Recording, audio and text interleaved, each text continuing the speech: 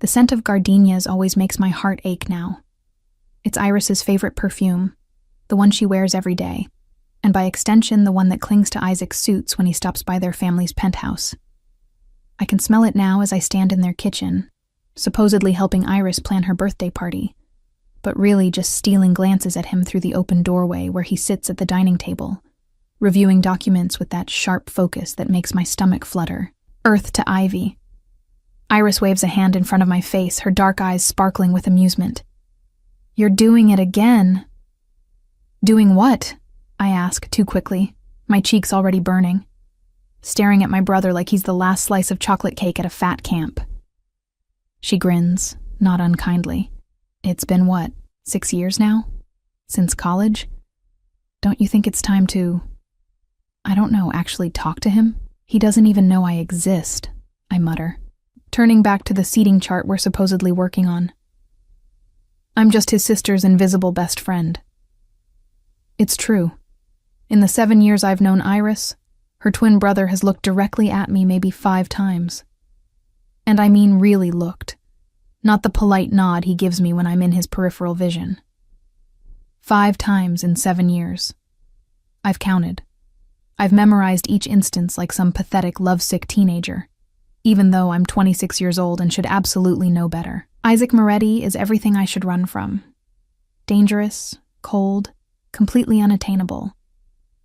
He runs the family business, which everyone knows is a polite term for organized crime, though no one ever says it out loud.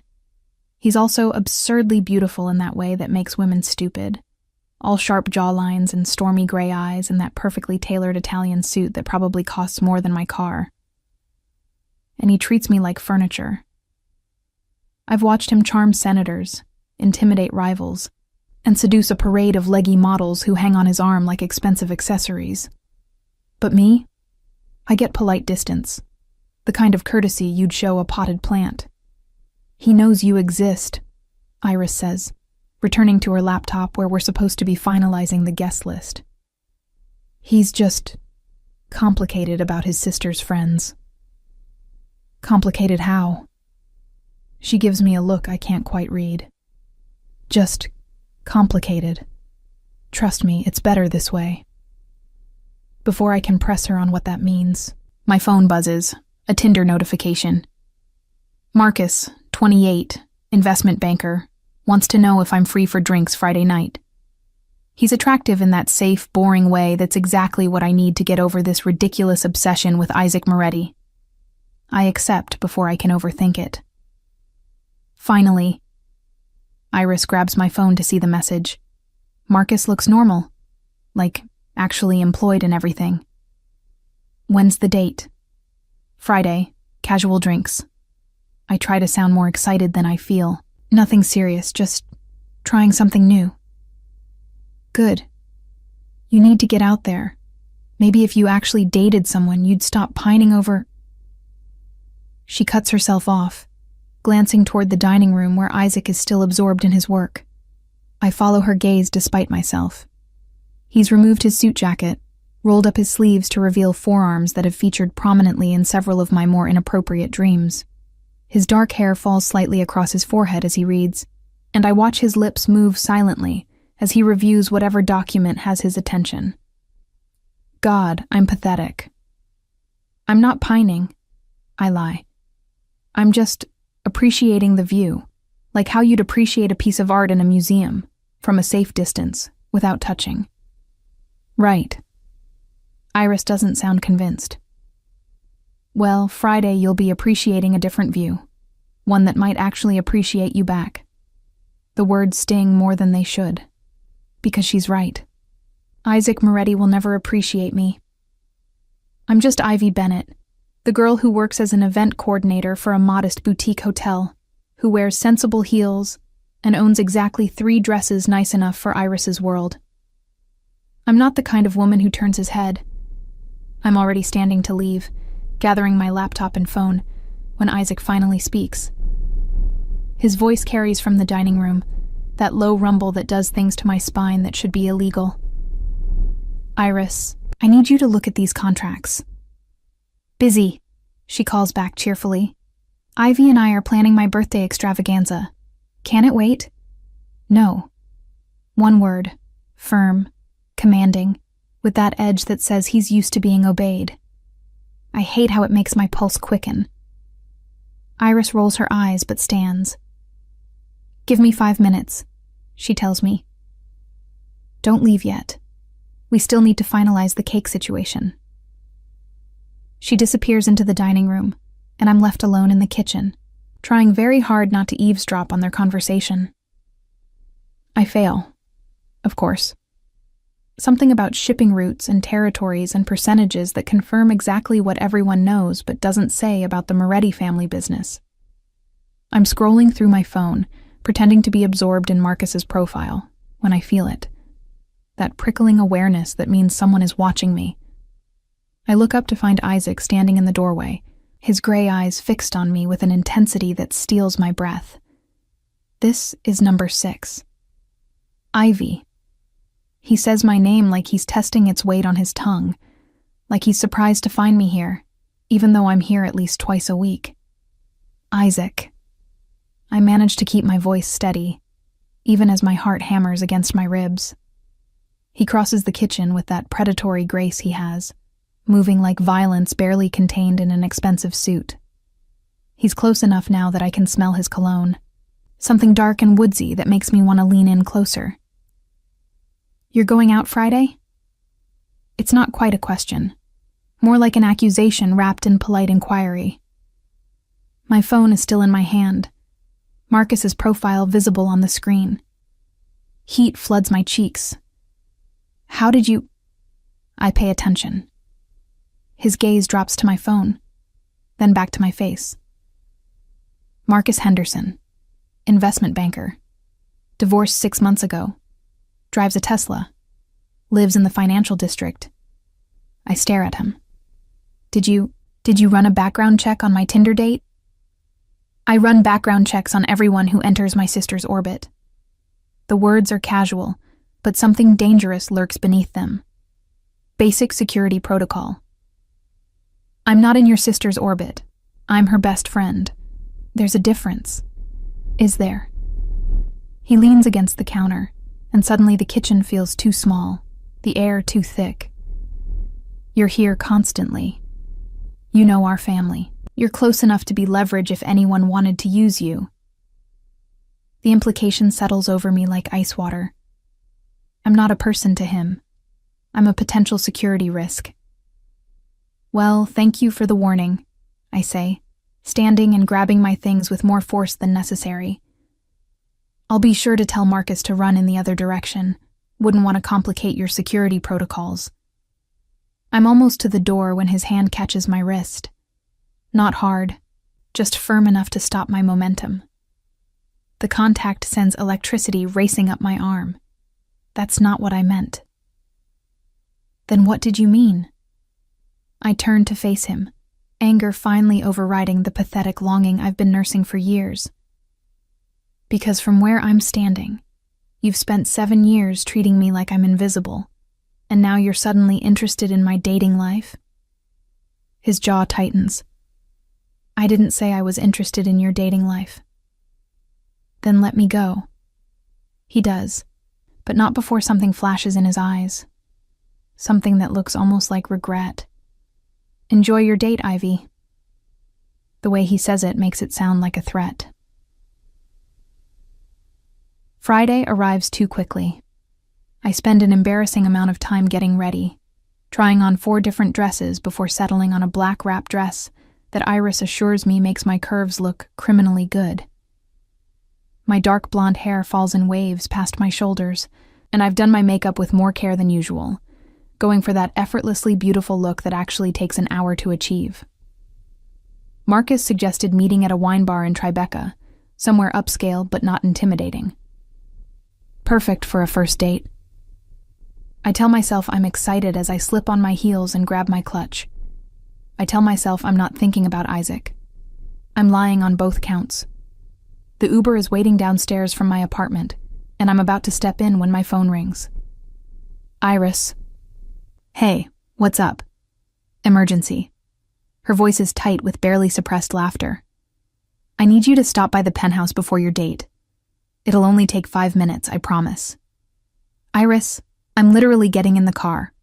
Please, it's important. Family thing. I need you. I sigh, redirecting the driver to the Moretti penthouse instead. Whatever this is, it better be quick. The doorman recognizes me and waves me through without question. The elevator ride to the top floor feels longer than usual, my stomach knotting with an anxiety I can't quite name. Something feels off. The penthouse door is unlocked, which isn't unusual. What is unusual is the silence. Normally there's music playing, or Iris on the phone, or the general hum of activity that fills their space. Iris? I call out, stepping inside. Where are you? Living room. I follow her voice, my heels clicking on the marble floor. The living room is empty except for Isaac, standing by the floor-to-ceiling windows with a glass of whiskey in his hand, his back to me. Where's Iris? She had to step out. He doesn't turn around. Emergency at the gallery. My skin prickles with warning. You said she needed me for a family thing. I lied. The admission sends my heart into overdrive. I take a step backward toward the door. I need to go. I have a date. That's when he turns, and the look on his face stops me cold. Gone is the polite distance, the careful courtesy. What I see now is raw, barely leashed fury. If you take one more step toward that door, he growls, his voice low and dangerous, I won't be responsible for what happens next. I freeze, my hand still clutching my purse. Isaac sets his whiskey down on the side table with deliberate care, the glass making a soft clink that sounds impossibly loud in the sudden silence. Every instinct screams at me to run, but my feet refuse to cooperate. What the hell is wrong with you? I finally manage, anger cutting through my fear. You can't just... You don't get to summon me here and threaten me because I have plans. I'm not threatening you. He moves toward me with that predatory grace, each step measured and purposeful. I'm warning you. Warning me about what? Having a normal date with a normal guy? My voice rises despite my efforts to stay calm. Sorry if that interferes with your security protocols, but last I checked, I don't work for you. No. He stops close enough that I have to tilt my head back to maintain eye contact. Close enough that I can see the muscle ticking in his jaw. You don't work for me. You're my sister's best friend, which makes you family, which makes you mine to protect. I'm not yours anything. The words come out shakier than I'd like. And I certainly don't need your protection from a banker who likes wine and golden retrievers. You know nothing about what you need. His hand comes up, and I think he's going to touch my face, but he stops himself, his fingers curling into a fist. Marcus Henderson has a gambling problem he's hiding from his employer. He owes money to people who make me look like a choir boy. And you thought you'd just meet him alone, in a bar, wearing that dress. What's wrong with my dress? Everything. The word is almost a growl. Absolutely everything. Heat floods my cheeks, but it's not embarrassment. It's fury. You had no right to investigate him. You had no right to interfere. And you definitely have no right to comment on what I wear. I have every right. He's closer now, backing me against the wall without even touching me. You want to know why I've kept my distance all these years, Ivy? Want to know why I treat you like you're invisible? Yes. The admission escapes before I can stop it. God, yes. Do you have any idea what these last 7 years have been like? Watching you parade women through here like they're interchangeable? Seeing you look through me like I'm nothing? Something dangerous flashes in his eyes. You think I look through you? You barely acknowledge I exist. Because if I acknowledged you... He stops, his hand slamming against the wall beside my head, caging me in. If I looked at you the way I want to look at you, if I touched you the way I've imagined touching you for 7 goddamn years, My sister would kill me, and she'd be right to. The air leaves my lungs in a rush. What? You're off limits, Ivy. Completely, absolutely off limits. Iris made me promise, the day she introduced us, that I'd never touch you. Never even think about you that way. Because she knew. His free hand comes up, his thumb tracing my jawline with agonizing gentleness. She knew I'd ruin you. I can't breathe, can't think, can't do anything but stare at him as years of certainty crumble into dust. You're lying. But even as I say it, I know he's not. I wish I was. His thumb moves to my lower lip, pressing gently. Do you know what it's been like, watching you walk around in those little skirts, hearing you laugh at other men's jokes, seeing you bite your lip when you're thinking? He demonstrates by pressing harder against my mouth. Every time you did that, I wanted to bite it myself. Isaac. And tonight. His eyes drop to my dress, trailing over every curve with possessive heat that makes me tremble. You got dressed up for another man. You put on this dress, did your hair, painted your lips that color I've dreamed about. He stops himself, his jaw clenching. You were going to let him touch you. That's none of your business. Everything about you is my business. His voice drops to something almost feral. Even when it shouldn't be. Even when I've spent years trying to convince myself otherwise. You're mine, Ivy. You've always been mine. You don't get to claim me now. I shove at his chest, but he doesn't budge. Not after 7 years of nothing. Not after making me feel like I was crazy for wanting you. You want me? He catches my wrists, pinning them gently against the wall above my head. Say it again. No. Liar. His face is inches from mine now, his breath warm against my lips. Your pulse is racing. Your pupils are dilated. You're leaning into me even while you're pushing me away. So say it, Ivy. Admit you want me as much as I want you. I hate you. That's not an answer. It's the only answer you're getting. I twist in his grip, but it only brings our bodies closer together. Heat radiates from him, and I can feel every hard plane of muscle through his shirt. Let me go, Isaac. I have a date to get to. His eyes flash dangerously. The hell you do? You can't stop me. Watch me. He releases one of my wrists, pulling his phone from his pocket and dialing without breaking eye contact. Henderson, this is Isaac Moretti, the date with Ivy Bennett. It's canceled, permanently.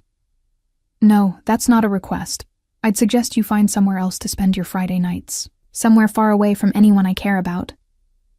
Goodbye, Marcus. He ends the call and pockets his phone, his hand returning to capture my wrist. You're insane. I'm shaking now, with anger or desire, or some volatile combination of both. You can't just... I can. I did. His thumb strokes the inside of my wrist, finding my racing pulse. And before you get self-righteous about it, ask yourself this. Did you really want to spend tonight with him? Or did you just want to make yourself stop wanting me? The accuracy of the question steals my breath. That's not fair. None of this is fair, baby. The endearment hits like a physical touch. But we're done pretending, done playing these games. You want to hate me? Fine. Hate me while I show you exactly what these 7 years of restraint have cost me. He releases my wrists, but before I can move, his hands frame my face and he's kissing me. Not gentle, not tentative, but claiming. Devouring. 7 years of denial poured into one devastating kiss that makes my knees weak and my resolve crumble. I should push him away, should slap him and storm out and never speak to him again. Instead, I kiss him back. My hands fist in his shirt, pulling him closer as his tongue sweeps into my mouth. He tastes like whiskey and sin and terrible decisions I'm absolutely going to make. When he breaks away, we're both breathing hard. Tell me to stop. His forehead rests against mine, his hand still framing my face. Tell me you don't want this, and I'll walk away. I'll go back to ignoring you, pretending you're invisible. I'll keep my promise to Iris, even if it kills me. The words stick in my throat. Because I do want this. God help me, I want this more than I've wanted anything in my life. But giving in means war with Iris, means diving headfirst into Isaac's dangerous world, means risking my heart on a man who spent 7 years perfecting the art of keeping me at arm's length. I need to think. I duck under his arm, putting space between us before I do something stupid, like drag him to the nearest horizontal surface. I need to go home and think about this. Ivy, no. I hold up a hand, stopping him. You don't get to drop this bomb on me and expect an immediate answer. You've had 7 years to process whatever this is. I've had 7 minutes. He watches me with those intense gray eyes, and I can see him fighting the urge to argue. Finally, he nods. I'll have Marco drive you home. I can take an Uber. Marco is driving you home. It's not a request, and he'll be parked outside your building tonight. Standard security protocol. I don't need... You do now. His expression hardens. You know what I am, Ivy. What my family is. The second I kissed you, you became a target. So until we figure this out, you have protection. Non-negotiable. The reality of what he's saying sinks in like stones in my stomach. This isn't just about attraction or forbidden feelings. This is about entering a world where people become leverage, where security teams are necessary, where a kiss makes you a target. What have you done? I whisper. Something I should have done 7 years ago. He crosses to me, his hand gentle as it cups my cheek. Or maybe something I should never have done at all.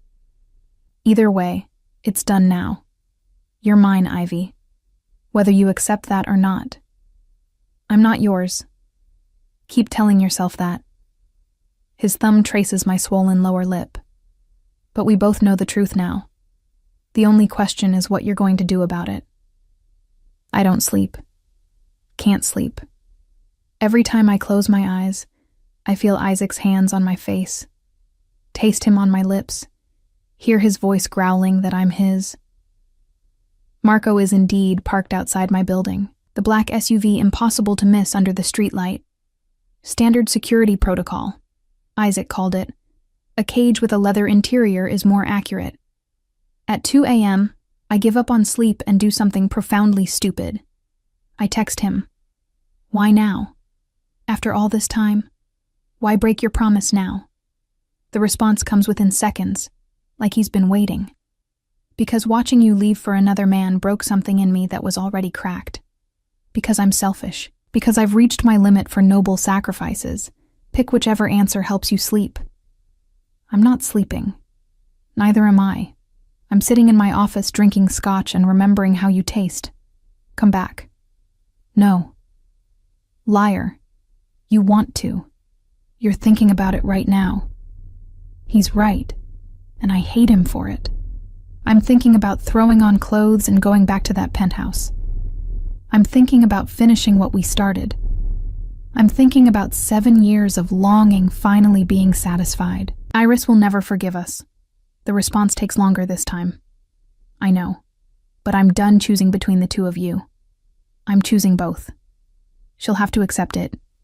And if she doesn't, then I'll lose my twin sister and gain you. Not an ideal trade, but one I'm willing to make. The casual way he says it terrifies me. Like I'm worth destroying his family over.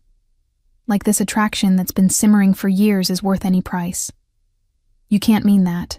I've never been more serious about anything in my life.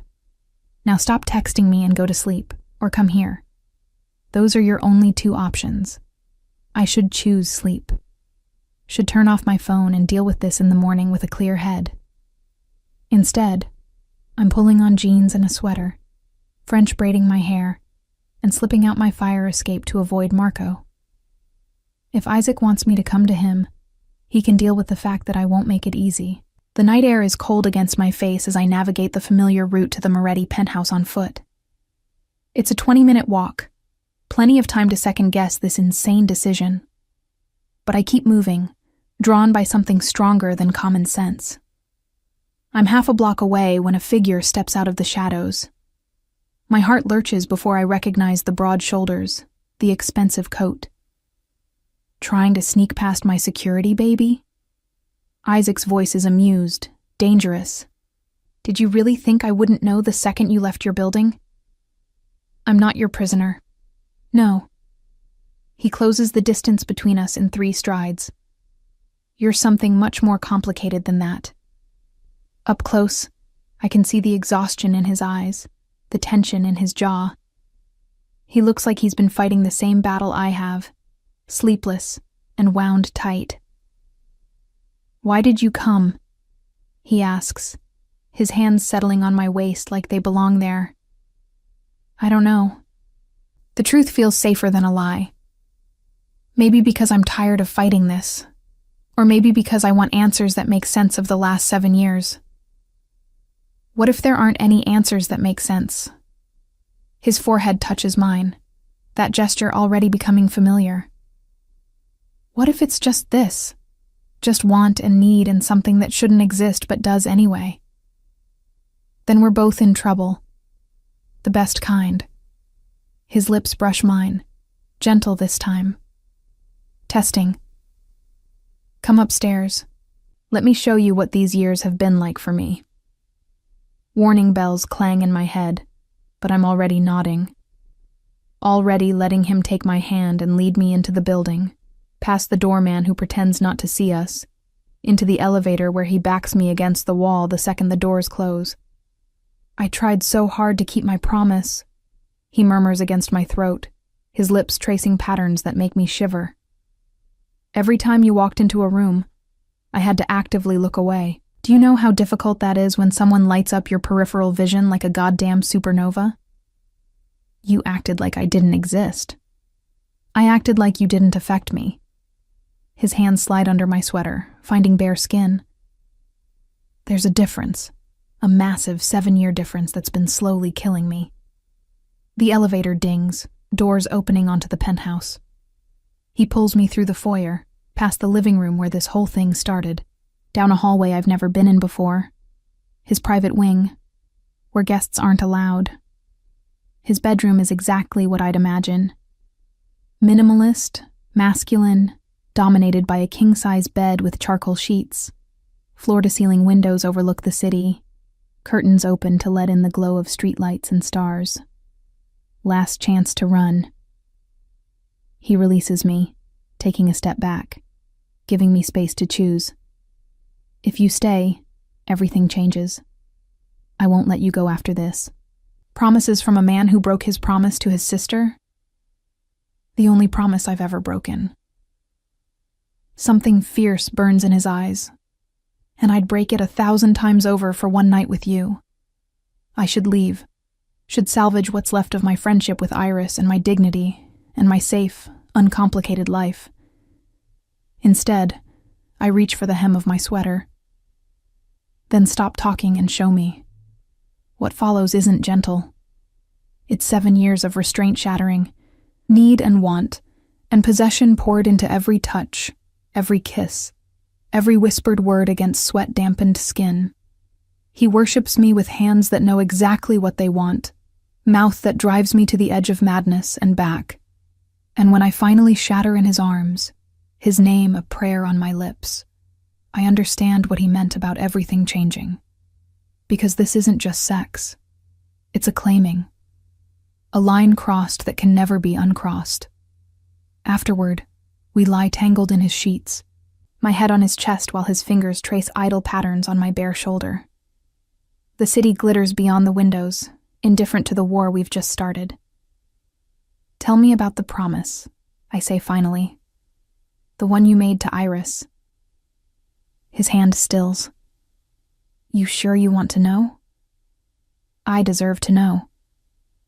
He's quiet for so long I think he won't answer. Then, it was your first day at Columbia. Iris brought you to Sunday dinner, introduced you to the family. You wore this blue dress with little flowers on it, and you laughed at something my father said, and He stops, his chest rising with a deep breath. I looked at you like I wanted to devour you, right there at the dinner table with my whole family watching. Heat floods my cheeks at the image. I don't remember that. Because you were nervous, focused on making a good impression. But Iris saw. Afterward, she cornered me in my office and made me swear I'd never pursue you. Said you were too good for this life, too innocent for what I am, that if I cared about you at all, I'd keep my distance. And you agreed. I agreed because she was right. You were 19, Ivy, fresh out of some small town in Connecticut, studying art history and talking about opening a gallery someday. You had dreams that had nothing to do with organized crime or blood-stained money. You deserved better than me. What changed? His arms tighten around me. You did. You grew up. Stopped being that wide-eyed girl and became this woman who walks into rooms like you own them, who stands up to me, challenges me, sees exactly what I am, and doesn't flinch. And tonight, watching you get dressed up for another man, knowing he'd get to see you smile, hear you laugh, maybe take you home. His voice goes rough. Something in me just broke, snapped clean through. So you sabotaged my date. I eliminated a threat to my sanity. His hand cups my face, turning me to look at him. And I'd do it again. I'll sabotage every date, every flirtation, every man who so much as looks at you too long. Because you're mine now, Ivy. We both know it. Iris is going to kill us. Probably. He doesn't sound particularly concerned. But I'm done choosing between you. I've given her 7 years. Now it's my turn. I want to argue, to point out all the ways this is a terrible idea.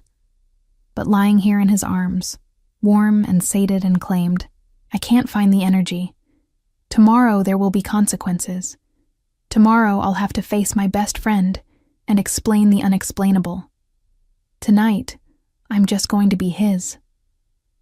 I wake to sunlight streaming through unfamiliar windows and the warm weight of Isaac's arm across my waist. For a moment, I just lie there, cataloging details. The way his breath ruffles my hair, the solid muscle of his chest against my back. The fact that I'm naked in Isaac Moretti's bed and, oh God, what have I done? Stop panicking.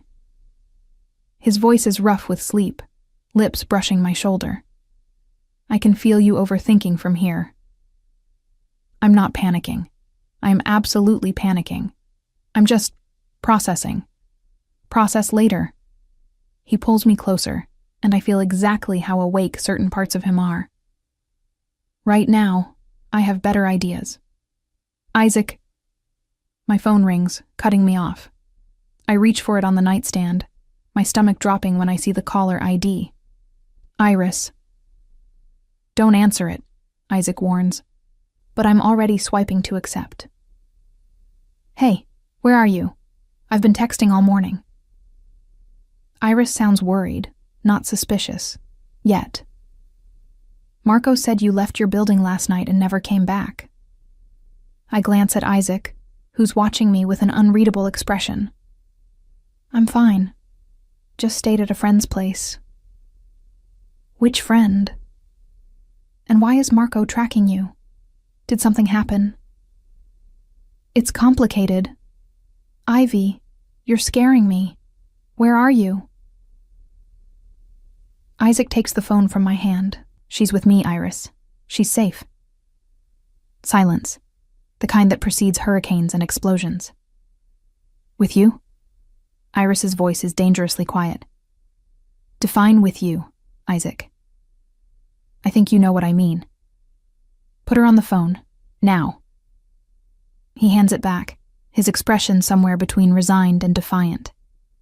I take a breath and bring it to my ear. Iris. My penthouse. 1 hour. Both of you. She hangs up. I stare at the dead phone in my hand. She's going to murder us. Probably me more than you. Isaac sits up, the sheet pooling at his waist in a way that's entirely too distracting given our current crisis. She made me promise, remember? You didn't break anything. I did. We both knew what we were doing. Doesn't matter. He stands, gloriously naked and completely unself-conscious, heading for the bathroom. To Iris, you're the innocent victim of my inevitable corruption. Get used to that narrative. I'm not a victim. He pauses in the doorway, gray eyes finding mine. No, you're not. But try telling my sister that. An hour later, we're sitting in the penthouse living room like children called to the principal's office. Iris paces in front of us, her expression oscillating between fury and hurt and something that might be betrayal. 7 years. She stops, fixing Isaac with a glare that could cut glass. You promised me for 7 years that you'd leave her alone, that you'd keep your distance, that you wouldn't do exactly what you've apparently done. I know what I promised. Then why?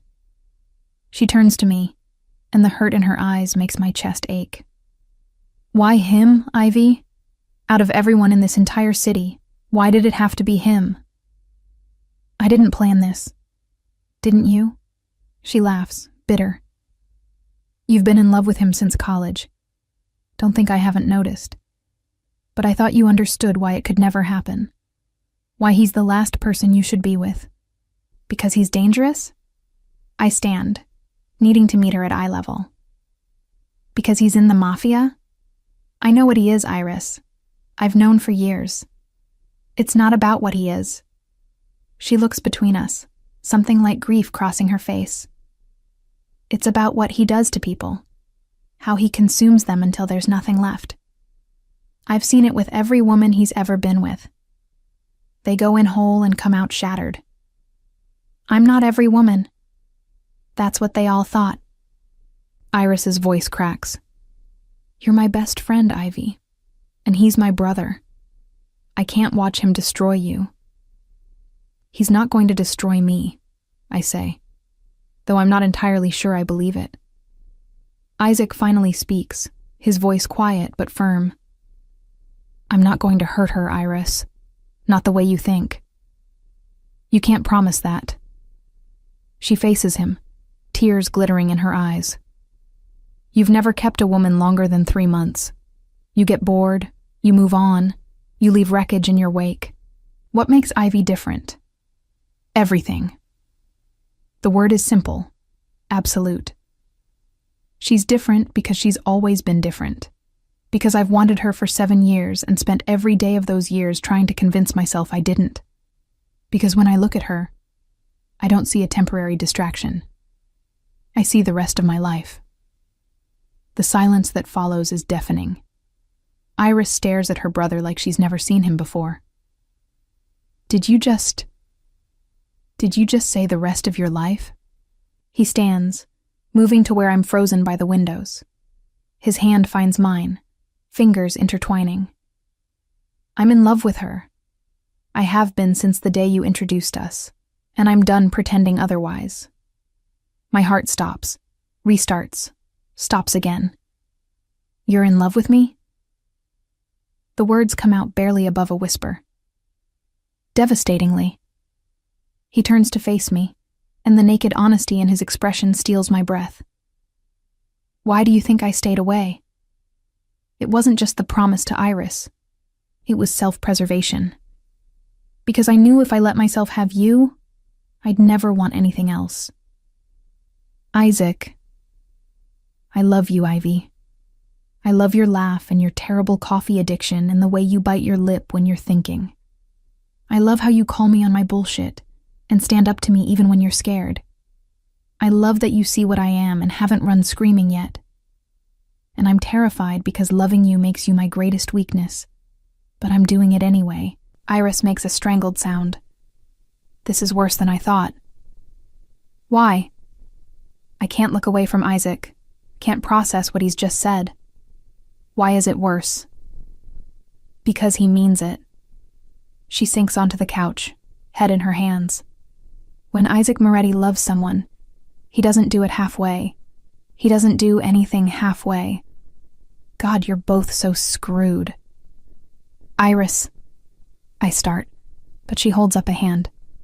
I need time to process this, to figure out how I feel about my best friend sleeping with my twin brother, who she's apparently been in love with for years, while he's been secretly in love with her back like some terrible romance novel.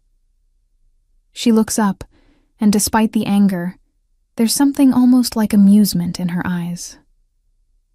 You two are ridiculous, you know that? Is that your blessing? Isaac asks carefully. It's not my blessing or my curse. You're both adults who made your choice. She stands, pointing at me. But you, Ivy Bennett, are going to sit down and tell me every detail of how this happened, starting with why you snuck out on Marco last night. I didn't sneak out. You literally climbed down your fire escape. Isaac's smirk is infuriating. Marco has thermal cameras. You have thermal cameras on my apartment? Standard security protocol. Stop saying that. I turn to Iris. See what I have to deal with? Oh, honey, she says, her expression somewhere between sympathy and sadistic glee. You have no idea what you've gotten yourself into. Welcome to the family.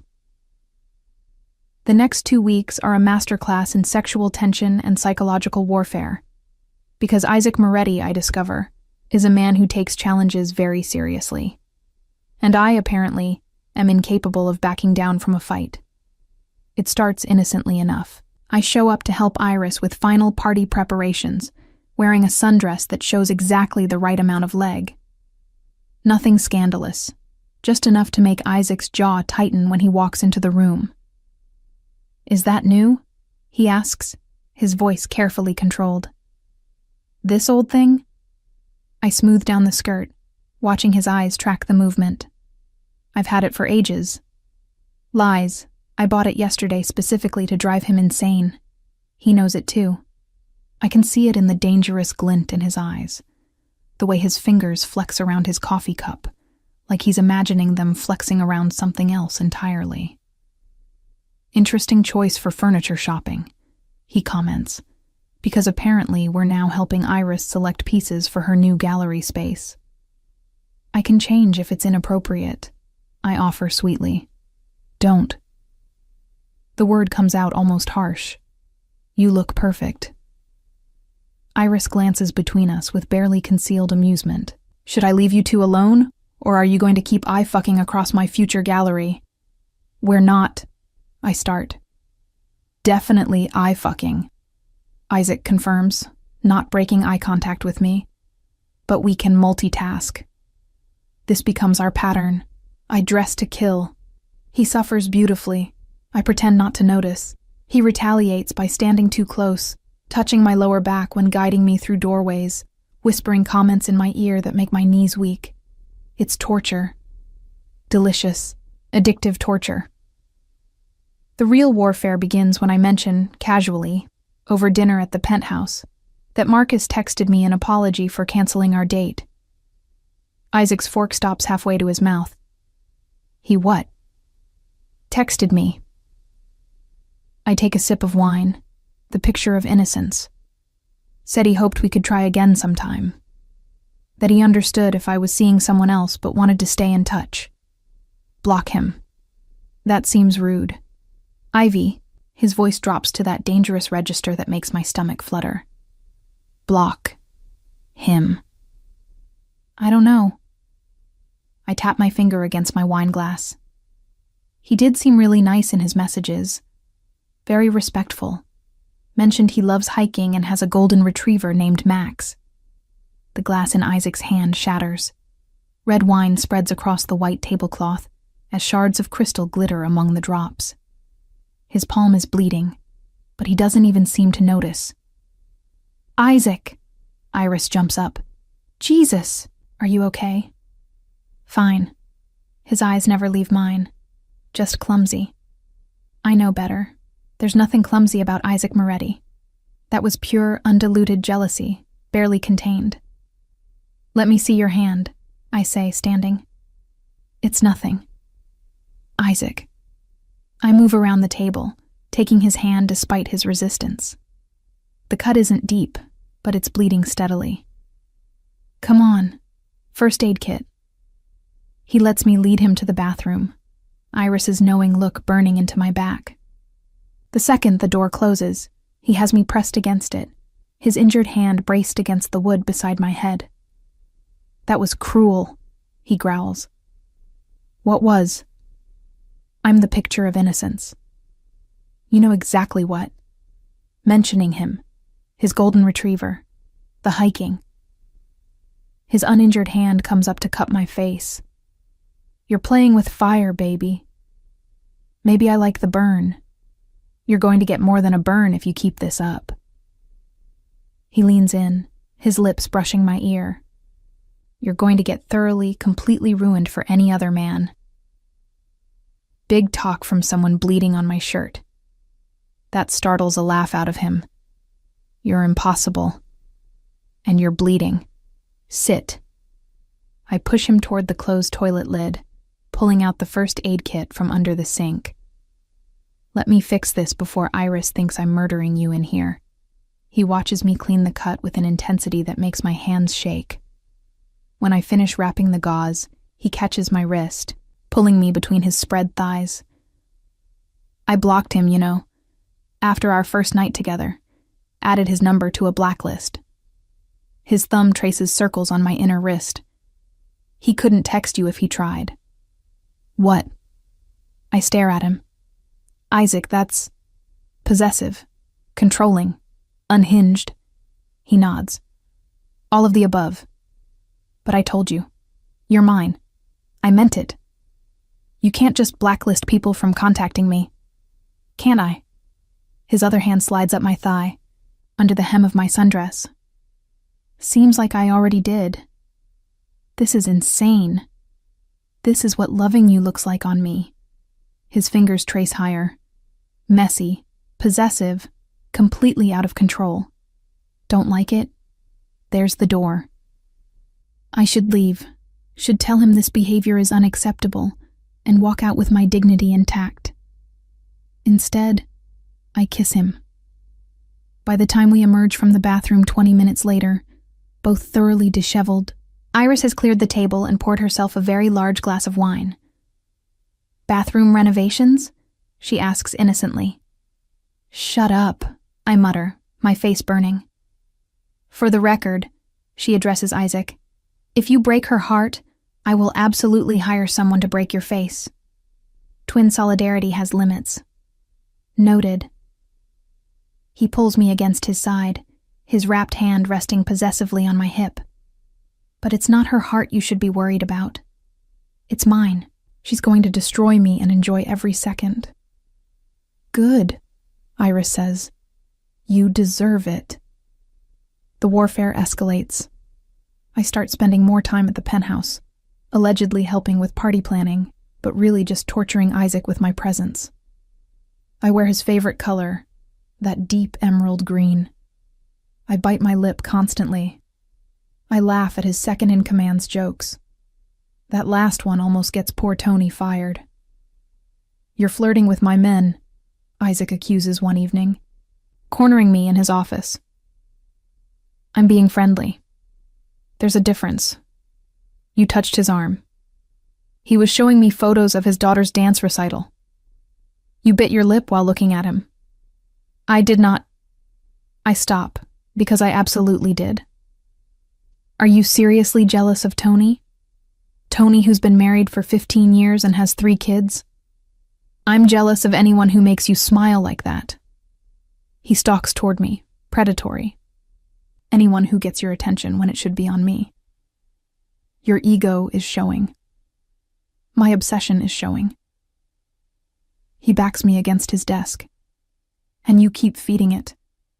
Keep pushing me. Want to know what happens when you push a dangerous man too far? Is this where you threaten to punish me? No. His hands grip the desk on either side of me. This is where I promise to make you forget every other man exists. Where I prove that no amount of flirting or teasing or testing my patience will change the fundamental truth. Which is, you're mine, and I'm keeping you. The party is in 3 days when things finally come to a head. I'm at my apartment, getting ready for dinner with Iris, when I hear my door unlock. Before I can panic, Isaac walks in like he owns the place. How did you get a key? I'm a crime boss, baby. Getting keys is the least of my talents. He closes the door behind him, leaning against it. We need to talk. About breaking and entering?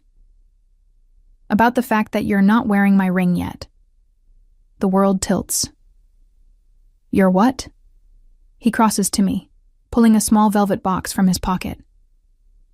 I've been carrying this around for a week, trying to find the right moment. But there is no right moment because this is us. Messy and chaotic and completely insane. He opens the box, revealing a ring that steals my breath. Emerald-cut diamond, surrounded by smaller stones, set in platinum. Move in with me. Officially. Stop pretending you don't sleep in my bed every night anyway. Isaac. I'm not asking you to marry me. Yet. His smile is dangerous. I'm asking you to stop fighting this. Stop testing me. Stop torturing both of us with this game we're playing. And if I say no, then I'll wait. I'll court you properly. I'll do whatever you need. His thumb traces my lower lip. But you won't say no, because you want this as much as I do. He's right. God help me. He's right. Okay. Okay. Okay. I'll move in with you. I lean into his touch.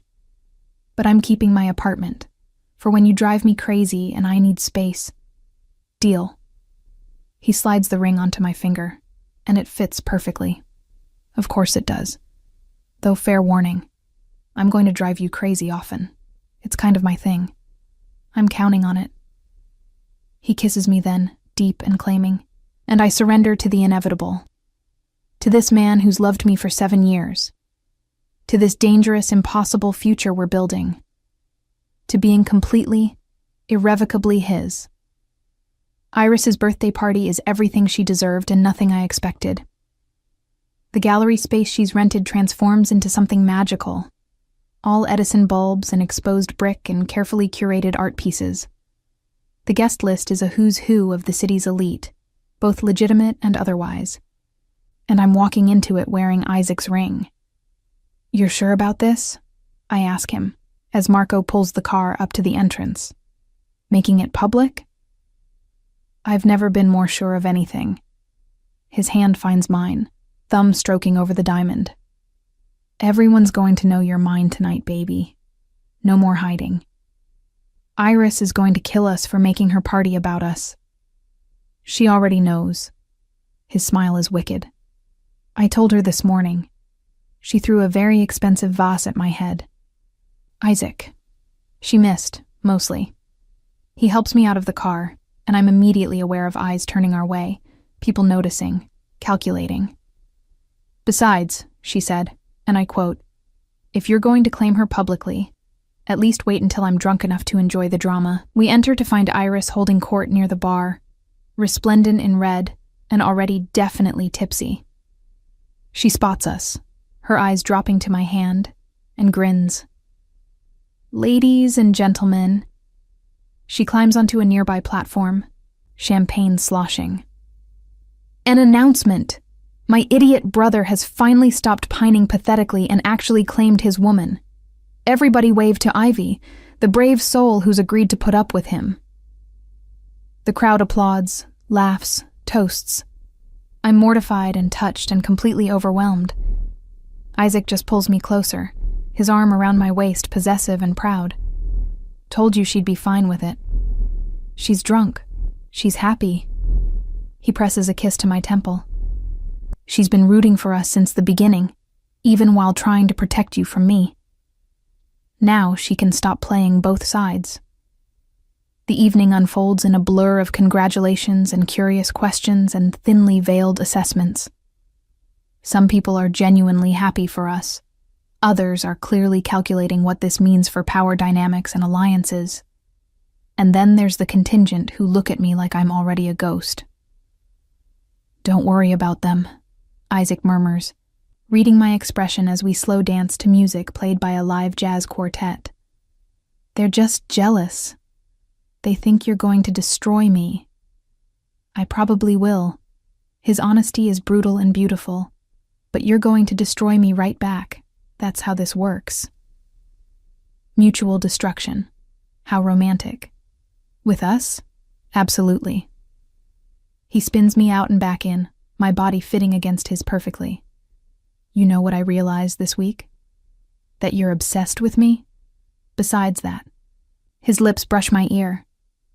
"All those women Iris mentioned, the ones I supposedly shattered, I never felt anything for them. Not really. They were placeholders, distractions, ways to convince myself I didn't want what I couldn't have. And now I have you. And I'm never letting go." His hand tightens on my waist. "Fair warning. I'm going to be possessive and demanding, and probably drive you insane on a regular basis. I'm counting on it." The song ends, and we're separating when I feel it. That prickling awareness that means trouble. I turn to find a woman approaching, tall and blonde and vaguely familiar. Isaac Moretti. Her smile is sharp. "And this must be the woman who finally tamed you." "Natasha." Isaac's voice goes carefully neutral. "I didn't realize you were invited. Iris and I go way back." She extends a hand to me. "Natasha Volkov. I dated Isaac last year." I shake her hand, feeling Isaac tense beside me. "Ivy Bennett, nice to meet you." Such a sweet ring. Her eyes linger on my hand. "Though I'm surprised Isaac gave you that one. Usually the Moretti emerald goes to, that's enough." Isaac's voice cuts like a blade. "Enjoy the party, Natasha." She leaves with a knowing smile, and I turn to him. "What was that about?" Ancient history trying to make trouble. He's already guiding me toward the exit. "Come on, I need air." We end up on the gallery's rooftop, the city sprawling beneath us in a carpet of lights. Isaac immediately loosens his tie, that telltale sign of stress. "What did she mean about the ring?" I ask finally. He's quiet for a long moment. "The Moretti emerald traditionally goes to the bride, not the girlfriend, not the fiancée when we get there. The bride." My heart stutters. "Isaac, I know we've only been official for 2 weeks. I know it's insane. But I've wanted you for 7 years, Ivy. When I said I see the rest of my life with you, I meant it." He turns to face me, vulnerability raw in his expression. "That ring was my grandmother's. She gave it to my mother. My mother was going to give it to whoever I married. I'm giving it to you because I can't imagine giving it to anyone else." "You're proposing? Now? At your sister's birthday party?" "I'm not proposing." His smile is crooked. "Not officially. I'm just making my intentions very clear. When I do propose, it'll be better than this. More romantic. Less panic-inducing." This is pretty panic-inducing already. "Good." He pulls me against him. "I like you a little panicked. Makes it easier to catch you when you try to run." "I'm not running." "No." His forehead touches mine. "You're standing still, letting me catch you. It's terrifying and perfect and everything I didn't know I needed." I kiss him then, soft and slow, and full of promise. When we break apart, the city glitters around us like we're the only 2 people in the world. "Your sister's going to be furious we ditched her party," I point out. My sister is 3 sheets to the wind and trying to convince Antonio Russo to buy a painting of a banana duct taped to a canvas for $50,000. He grins. "She won't even notice we're gone." We slip back inside to find chaos. Iris has indeed cornered Antonio, but she's also somehow acquired a microphone and is making toasts that start sweet and devolve into embarrassing stories about Isaac's childhood. And then he cried because the puppy was too cute, she's saying. My big bad Mafia boss brother, crying over a golden retriever puppy. I'm going to kill her, Isaac mutters, but he's smiling. You love her. Unfortunately. He steals my champagne glass. Come on, let's save Antonio before she sells him something ridiculous. The rest of the night is a perfect blur. Dancing and laughing and watching Isaac try to manage his drunk sister while also keeping me close. At one point, Iris drags me to the bathroom for a serious talk that turns into her making me promise to hurt him back if he ever hurts me. I mean it, she slurs, poking my chest. You're my best friend, and he's my brother. But you were mine first, so if he screws this up, I'm on your side. I love you, I tell her, meaning it. Love you too. She hugs me tight. Now go. He's been staring at the door like a lost puppy for 5 minutes. It's adorable and pathetic. Isaac is indeed waiting outside the bathroom, trying to look casual and failing completely. She threatening to kill me? He asks. Only if you deserve it. Fair. He takes my hand. Ready to get out of here? I'm done sharing you with the masses. We say our goodbyes, Iris making us promise to have brunch tomorrow and escape into the night. Marco drives us back to the penthouse in comfortable silence, Isaac's thumb tracing patterns on my palm the whole way. Inside his bedroom, he helps me out of my dress with reverent hands. I meant what I said earlier, he murmurs against my shoulder. About the rest of my life. I know. I turn in his arms. And for the record, I'm terrified and excited and completely in love with you. Even when you're being possessive and overprotective and breaking glasses because someone mentioned hiking. In my defense, he had a golden retriever. You're ridiculous. I'm yours. He lifts me, carrying me to the bed. Completely, irrevocably yours. Then prove it. He does, thoroughly. And afterward, wrapped in his arms with the city quiet beyond the windows, I finally understand what Iris meant about him not doing anything halfway. Isaac Moretti loves with the same intensity he does everything else, absolutely, possessively, with his whole damn heart. And I love him right back. 3 months later, I move into the penthouse officially. My apartment becomes storage for art pieces Iris insists I'll want someday. Isaac's closet becomes half mine, though he complains constantly about the number of shoes I own. You have 37 pairs, he says one morning, staring at the organized rows. Why do you need 37 pairs of shoes? Why do you need 12 guns? I counter, buttoning his shirt because he claims he likes when I do it. That's different. That's professional equipment. These are professional equipment for looking good. You'd look good in a garbage bag. Smooth talker. I finish the last button, straightening his collar. There. Presentable. He catches my hands, pulling me close. I love you. I know. I smile against his kiss. I love you too, even though you're ridiculous and possessive and probably clinically insane. Probably. He grins. But I'm your ridiculous, possessive, clinically insane person. Lucky me. The luckiest. His hands frame my face. Now stop being adorable, or we'll never leave this apartment. Would that be so bad? Yes, because I promised Iris we'd have brunch, and if we cancel again, she'll assume we're having sex and make incredibly inappropriate comments about it. We are having sex. She doesn't need confirmation. He releases me reluctantly. Come on. Sooner we go, sooner we can come back. Brunch with Iris has become a weekly tradition. She's opened her gallery officially, and she uses these meals to show us pictures of her latest acquisitions while making running commentary on our relationship.